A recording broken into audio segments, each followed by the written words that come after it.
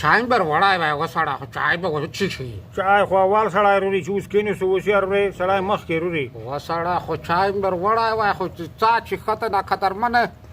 دا شاعر خو تو څه پیژنې ډېر لوړ شاعر دی ډېر چا خلته چې دا څه وخت منځکه په تال کې و یې ساسمون ته جګ شوی او چېرې په سفر تلو شای تایرې نه ټوپ کړی دی ویدي دي چې دا او حالات به وکسمه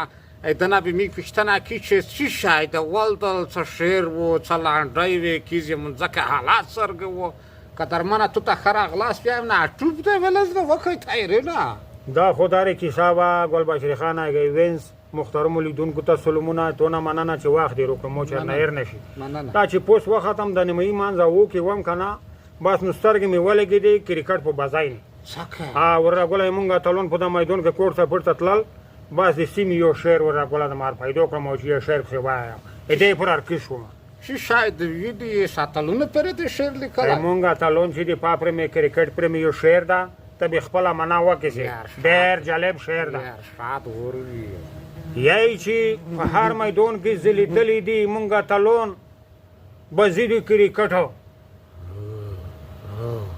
بایلل ګټل خوب کیوي چې وای ګټي یې چې تلون دي چې وای بلې چې بوتلون دي هغه خلکو ته دا توصیه دو چې مونږ تلون ماس پې کوئ بزیدي کرکټ لاس کوله نه کېږي چې ملي ټیم تلله ده په میدان کې دی کامیابو فیصلې ما کوي په غیابو هر سړی خشول ده چې بزي وګټي چې زنده‌بادو چې نه یې وګټي چې مرده‌بادو بزیدي کرکټ هغې خلک ته مو توصیه دو دا مې ورته پلمه دو چې کله یې وګټي خشول وی چې نه یې ګټي بیا خفه وی خدای مو که بربودو دا تلون ماس مو کوئ لچکي جګ کوئ لچکي صفات وکئ بزیدي کرکټ چیرې سره دا چی شای دی منګال دی که زدرون دی ګرباز دی که لکنډول دی په دا ټیم کې ور دخیل دي ټول قهرمانون دي موږ د سارګلون دي بزیدي کرکټ نو ته څه حق لري چې یو غریب بیچاره په لاسو کولو کې نړیوال جام ته ور داخل شوی ده ته یې سپکوي سترګې دې شته که نه شته بزیدي کرکټ تا یلی مصره جان که که شعر یې ارشاد وروي دا ځنې خلک په ګل خو مو ته بریښي چې بزی ته ویر شي خشول وي د زونه کې ډلونه ویي چې زنده‌باد موږ ملي اتلون او چې وای بیلی یې چې بوتلون چې د ته ګیري کم دا رقم کې خېږم ولا که ودرېږم که پرې متوم بزیدي کرکټ تو ته یایم ګلبشري خانه چې جذبتي شعرونه یایم نور مې ما په جذبه کوه دا اتلونو مې زړه ته ومم افغانستان بدیږي لږې پورته کوي نومونه یې جغ کوي بزیدي کرکټ ارشادو تو چې لونګۍ په سار دو شمله دې جګه کړي دا د اتلونو باغ ته چې په هر ځای کې ورغلندوی نومونه دي قهرمانان دي افغانستان ته هم چې نړۍ نه وپېژندو ته اوس غیبت سیایې بزیدي کرکټ غیبت چې سیایې خوله دې خدای موته که غوښونه دې خدای تال که